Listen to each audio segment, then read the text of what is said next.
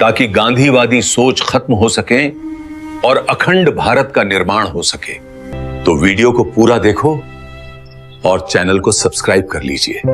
मई की तपती दोपहर थी। साल था 1910। महाराष्ट्र के पुणे जिले के एक शांत गांव बारामती में विनायक वामनराव गोडसे के घर एक किलकारी गूंजी। यह एक नवजात बालक था जिसका नाम रखा गया रामचंद्र। लेकिन इस घर में खुशी के साथ साथ एक गहरा सन्नाटा और खौफ भी पसरा था। विनायक और उनकी पत्नी लक्ष्मी के 3 बेटे पैदा होते ही काल के गाल में समा चुके थे। उनके मन में यह अंधविश्वास घर कर गया था कि उनके परिवार पर कोई शाप है जो उनके बेटों को जीवित नहीं रहने देगा। इसी डर के मारे रामचंद्र की तकदीर का फैसला एक अजीब तरीके से किया गया। उसे बेटों की तरह नहीं बल्कि एक बेटी की तरह पालने का निर्णय लिया गया। रामचंद्र की नाक छेदी गई और उसे नथ पहनाई गई। वह लड़कों के नहीं बल्कि लड़कियों के कपड़ों में बड़ा होने लगा। गांव के लोग उसे नाथूराम कहने लगे, जिसका अर्थ था वह राम जिसने नथ पहनी है। बचपन के वे शुरुआती साल जहां एक बालक अपनी मर्दानगी और पहचान को खोजता है, नाथूराम एक दोहरी पहचान की कशमकश में जी रहा था। मनोवैज्ञानिकों का मानना है कि बचपन का यह विरोधाभास अक्सर इंसान के भीतर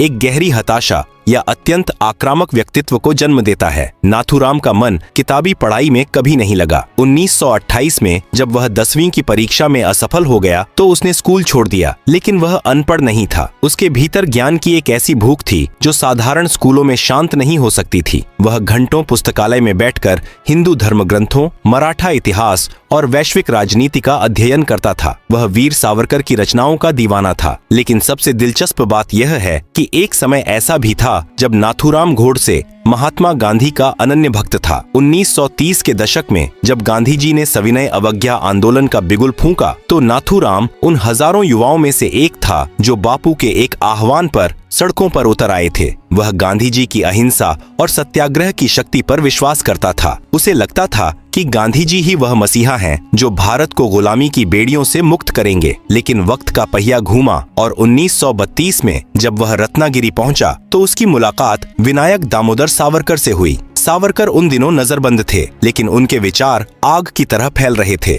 सावरकर ने नाथूराम को एक नया चश्मा दिया। उन्होंने सिखाया कि अहिंसा कायरता का दूसरा नाम हो सकती है यदि वह राष्ट्र के हितों के खिलाफ हो। सावरकर के हिंदुत्व के सिद्धांतों ने नाथूराम के भीतर के गांधीवादी को धीरे धीरे खत्म करना शुरू कर दिया। वह राष्ट्रीय स्वयंसेवक संघ और बाद में हिंदू महासभा से जुड़ गया। अब उसे गांधी जी की प्रार्थना सभाओं में कुरान की आयतें पढ़ना खलने लगा था। उसे लगने लगा कि गांधी जी मुसलमानों को खुश करने के लिए हिंदुओं के हितों की बलि चढ़ा रहे हैं। नाथूराम ने अपने दोस्त नारायण आप्टे के साथ मिलकर अग्रणी नामक अखबार शुरू किया। इस अखबार के जरिए वह गांधी जी की नीतियों पर तीखे हमले करता था। उसके लेखों में तर्क कम और नफरत की चिंगारी ज्यादा दिखने लगी थी। वह एक कुशल वक्ता बन चुका था जो भीड़ को अपने शब्दों से सम्मोहित कर सकता था। उसके लिए अब भारत केवल एक भौगोलिक टुकड़ा नहीं बल्कि एक हिंदू राष्ट्र था जिसकी अखंडता के साथ कोई भी समझौता उसे स्वीकार नहीं था। इतिहास की विडंबना देखिए, जो हाथ कभी गांधी जी की जय जयकार के लिए उठते थे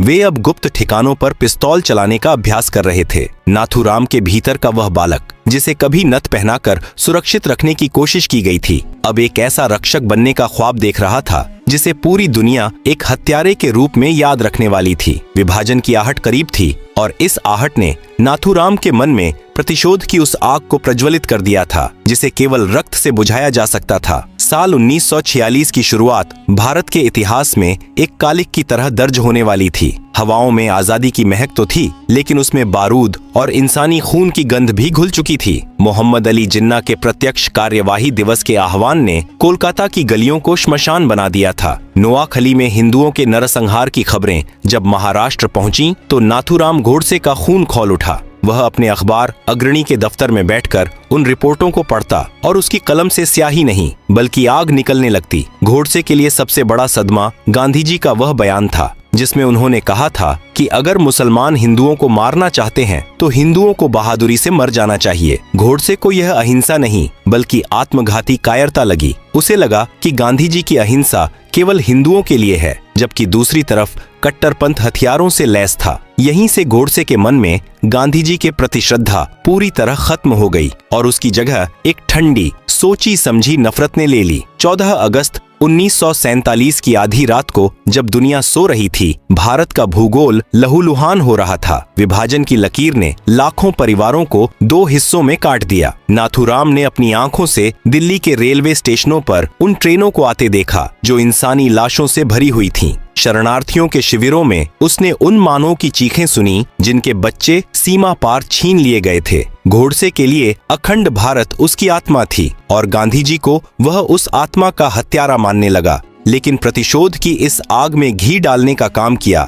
जनवरी 1948 के 55 करोड़ के विवाद ने पाकिस्तान ने कश्मीर पर हमला कर दिया था। भारत सरकार ने सुरक्षा कारणों से पाकिस्तान को दिए जाने वाले 55 करोड़ रुपए रोक लिए थे, लेकिन गांधी जी अड़ गए। उन्होंने दिल्ली के बिड़ला हाउस में आमरण अनशन शुरू कर दिया। उनकी मांग थी कि पाकिस्तान को यह पैसा तुरंत दिया जाए और दिल्ली की मस्जिदों से उन हिंदू शरणार्थियों को बाहर निकाला जाए जिन्होंने कड़ाके की ठंड में वहां शरण ली थी। गोडसे और उसके साथियों नारायण आप्टे, मदन लाल पाहवा और विष्णु करकरे के लिए यह बर्दाश्त से बाहर था। उन्हें लगा कि जिस देश पर हमला हुआ है उसी के पैसे उस दुश्मन को दिए जा रहे हैं और वह भी गांधी जी के दबाव में। गोडसे ने अपने अखबार में लिखा, गांधी अब भारत के राष्ट्रपिता नहीं बल्कि पाकिस्तान के रक्षक बन गए हैं। उसके मन में यह विचार घर कर गया कि जब तक गांधी जीवित हैं, हिंदू राष्ट्र कभी सुरक्षित नहीं रह पाएगा। अब अग्रणी अखबार के लेख और भाषण नाकाफी लगने लगे थे। गोडसे और आप्टे ने तय किया कि अब कलम को विश्राम देकर पिस्तौल को बात करनी होगी। उन्होंने गुप्त मुलाकातों का सिलसिला शुरू किया। सावरकर के एक कट्टर समर्थक और ग्वालियर के डॉक्टर परचुरे से उन्होंने एक इतालवी पिस्तौल का इंतजाम किया। यह कोई भावनात्मक आवेश में लिया गया फैसला नहीं था, बल्कि एक अत्यधिक प्रशिक्षित मस्तिष्क द्वारा तैयार की गई रणनीति की तरह था। गोडसे का मानना था कि गांधी जी का वध करना उसका धर्म है। उसने खुद को अर्जुन और गांधी जी को एक ऐसे भीष्म पितामह के रूप में देखा जो गलत पक्ष की रक्षा कर रहे थे। 20 जनवरी 1948 को मदन लाल पाहवा ने बिड़ला हाउस में एक बम फोड़कर गांधी जी को डराने की कोशिश की, लेकिन हमला नाकाम रहा। मदन लाल पकड़ा गया, लेकिन गोडसे और आप्टे दिल्ली की भीड़ में गायब हो गए। वे डरे नहीं थे, बल्कि वे अपनी रणनीति को और अधिक घातक बनाने के लिए पीछे हटे थे। अब उनका लक्ष्य स्पष्ट था और समय बहुत कम। 20 जनवरी 1948 को बिड़ला हाउस में हुए बम धमाके ने पूरी दिल्ली को हिलाकर रख दिया था। मदन लाल पाहवा पुलिस की गिरफ्त में था और उसने साजिश की परतों को खोलना शुरू कर दिया था, लेकिन किस्मत का खेल देखिए, दिल्ली पुलिस उस समय उन मुख्य साजिशकर्ताओं को पकड़ने में नाकाम रही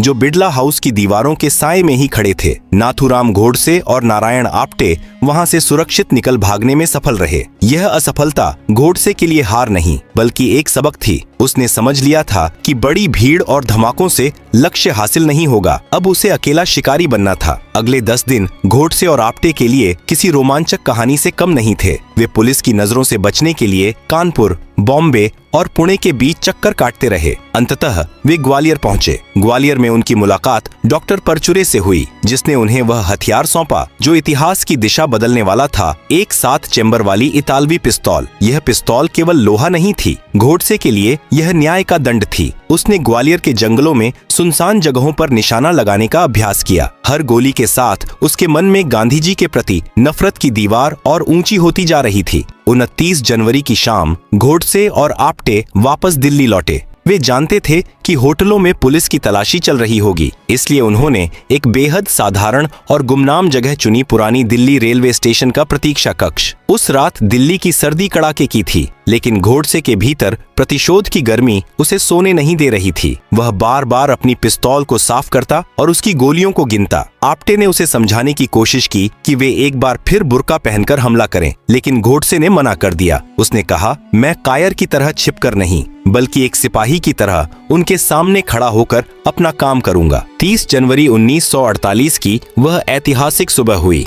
बिड़ला हाउस में महात्मा गांधी हमेशा की तरह सुबह 3:30 बजे जागे। उन्होंने प्रार्थना की, शहद और नींबू का पानी पिया और फिर अपने लेखन कार्य में जुट गए। विडंबना देखिए, जिस समय गांधी जी अहिंसा और शांति पर लेख लिख रहे थे, उसी समय पुरानी दिल्ली स्टेशन पर नाथूराम गोडसे अपनी पिस्तौल में 7 गोलियां भर रहा था। गोडसे ने उस सुबह एक फल वाले से कुछ संतरे खरीदे और उन्हें खाते हुए अपनी अगली चाल के बारे में सोचता रहा। उसके चेहरे पर कोई शिकन नहीं थी, मानो वह किसी धार्मिक अनुष्ठान पर जा रहा हो। शाम के 4 बज चुके थे। गांधी जी के कमरे में गृह मंत्री सरदार वल्लभ भाई पटेल पहुंचे थे। दोनों के बीच देश की स्थिति पर गंभीर चर्चा चल रही थी। यह बैठक इतनी लंबी खींच गई कि गांधी जी अपनी प्रार्थना सभा के लिए 10 मिनट लेट हो गए। उधर बिड़ला हाउस के गेट पर सुरक्षा का घेरा पहले से ज्यादा था, लेकिन गांधी जी ने सख्त हिदायत दे रखी थी कि उनके पास आने वाले किसी भी श्रद्धालु की तलाशी न ली जाए। अगर मुझे मरना ही है तो मैं अपने ही लोगों के बीच मरना पसंद करूंगा। ये शब्द गांधी जी ने कुछ दिन पहले ही कहे थे। शाम 5:10 पर गांधी जी अपनी चलती लाठियों यानी मनु और आभा के कंधों पर हाथ रखकर कमरे से बाहर निकले। वे प्रार्थना स्थल की ओर बढ़ रहे थे। तभी भीड़ में से एक खाकी जैकेट पहने हुए युवक निकला। उसके हाथ में संतरों का एक थैला था, लेकिन उसके भीतर मौत छिपी थी। गोडसे ने भीड़ को चीरते हुए गांधी जी के सामने आने का रास्ता बनाया। आपटे और करकरे भी थोड़े फासले पर खड़े थे, ताकि अगर गोडसे चूके तो वे मोर्चा संभाल सकें। इतिहास का वह क्षण अब ठहर गया था। सूरज ढलने को था और बिड़ला हाउस के बगीचे में सन्नाटा पसर गया था। गोडसे गांधी जी के ठीक सामने खड़ा था। उसने अपनी पिस्तौल जैकेट के भीतर संभाल ली थी। एक तरफ सत्य और अहिंसा का वह प्रतीक था जिसने बिना हथियार के साम्राज्य हिला दिया था, और दूसरी तरफ वह युवक था जो मान बैठा था कि हिंसा ही अब राष्ट्र को बचाने का एकमात्र रास्ता है। शाम के 5:17 बिड़ला हाउस का बगीचा उस दिन एक ऐसे दृश्य का गवाह बनने वाला था जिसकी गूंज दशकों तक पूरी दुनिया में सुनाई देने वाली थी। महात्मा गांधी, जिन्हें आधी दुनिया अपना मसीहा मानती थी, प्रार्थना स्थल की सीढ़ियों की ओर बढ़ रहे थे। तभी खाकी बुश शर्ट और नीली पतलून पहने नाथूराम गोडसे भीड़ से बाहर निकला। उसने दोनों हाथ जोड़कर गांधी जी को प्रणाम किया और कहा, नमस्ते गांधी जी। गांधी जी की भतीजी मनु ने उसे किनारे हटाते हुए कहा, बापू को पहले ही देर हो चुकी है, आप सामने से हटिए। लेकिन गोडसे वहां हटने नहीं बल्कि इतिहास को मोड़ने आया था। उसने अपने बाएं हाथ से मनु को जोर से धक्का दिया और जैकेट के भीतर से वह घातक पिस्तौल निकाल ली। समय जैसे एक पल के लिए थम गया। गोडसे की आंखों में कोई हिचकिचाहट नहीं थी, केवल एक पत्थर जैसा दृढ़ निश्चय था। धाएं धाएं धाएं 3 गोलियां एक के बाद एक गांधी जी के शरीर में उतर गईं। पहली गोली उनकी जांघ में लगी, दूसरी पेट में और तीसरी सीधे उनके सीने को चीरती हुई निकल गई। गांधी जी के सफेद वस्त्र रक्त से लाल हो गए। उनके चेहरे पर कोई नफरत नहीं थी। उन्होंने अपने दोनों हाथ प्रार्थना की मुद्रा में ऊपर उठाए और उनके होठों से अंतिम शब्द निकले, हे राम। बापू धीरे धीरे जमीन पर गिर पड़े। अहिंसा का वह सबसे बड़ा पुजारी हिंसा की बलि चढ़ चुका था। पूरे परिसर में सन्नाटा छा गया और फिर शुरू हुई चीख पुकार। गोडसे वहां से भागा नहीं। उसने अपनी पिस्तौल ऊपर उठाई और खुद ही पुलिस को आवाज दी। वह चाहता था कि दुनिया उसे देखे, उसके कृत्य को समझे। उसे तुरंत गिरफ्तार कर लिया गया। कुछ ही घंटों बाद जवाहरलाल नेहरू ने लड़खड़ाती आवाज में सूचना तंत्र के माध्यम से देश को संबोधित किया, दोस्तों, साथियों, हमारे जीवन से रोशनी चली गई है और हर तरफ अंधेरा है। बापू के जाने से मानो देश की आत्मा ही टूट गई थी, लेकिन असली नाटक तो अभी शुरू होना था। लाल किले के भीतर एक विशेष अदालत बनाई गई। न्यायाधीश आत्माचरण के सामने नाथूराम गोडसे, नारायण आप्टे और उनके साथियों पर मुकदमा चला। गोडसे ने किसी वकील की मदद लेने से इनकार कर दिया। उसने अदालत में 30,000 शब्दों का एक ऐसा बयान पढ़ा जिसने सुनने वालों को स्तब्ध कर दिया। उसने कहा, मैंने गांधी को इसलिए नहीं मारा क्योंकि वह बुरे थे, बल्कि इसलिए मारा क्योंकि उनके विचार भारत माता की अखंडता के लिए घातक थे। गोडसे ने खुद की तुलना रामायण के राम और महाभारत के अर्जुन से की। उसने तर्क दिया कि जैसे अर्जुन ने अपने ही गुरुओं और भाइयों पर हाथ उठाया था क्योंकि वे अधर्म के पक्ष में खड़े थे, वैसे ही उसने गांधी जी को मारकर अपना राष्ट्रीय कर्तव्य पूरा किया है। उसने विभाजन की विभीषिका, पाकिस्तान को दिए गए 55 करोड़ रुपए और हिंदुओं के प्रति गांधी जी की कथित उदासीनता को अपनी गोलियों का असली कारण बताया। गोडसे का मानना था कि गांधी के बिना भारत एक मजबूत सैन्य राष्ट्र बन पाएगा। इतिहास की यह लड़ाई 15 नवंबर 1949 को अंबाला जेल के फांसी घर तक पहुंची। नाथूराम गोडसे और नारायण आप्टे को मौत की सजा सुनाई गई। फांसी के फंदे पर चढ़ने से पहले गोडसे के हाथों में अखंड भारत का नक्शा और भागवत गीता थी। उसके अंतिम शब्द थे, अखंड भारत अमर रहे। गोडसे ने सोचा था कि गांधी को मारकर वह उनके विचारों को खत्म कर देगा, लेकिन विडंबना देखिए, गांधी अपनी मृत्यु के बाद और भी शक्तिशाली हो गए। आज 76 साल बाद भी भारत का मन दो हिस्सों में बंटा हुआ है। एक तरफ वे लोग हैं जो गांधी को सत्य और अहिंसा का देवता मानते हैं, और दूसरी तरफ एक ऐसा छोटा लेकिन मुखर तबका है जो गोडसे के तर्कों में देशभक्ति खोजता है। गोडसे एक हत्यारा था या एक भटका हुआ राष्ट्रवादी, यह बहस कभी खत्म नहीं होगी। लेकिन सत्य यही है कि उन 3 गोलियों ने न केवल एक शरीर को खत्म किया, बल्कि भारत की चेतना पर एक ऐसा घाव कर दिया जिसे वक्त का मरहम भी आज तक नहीं भर पाया है।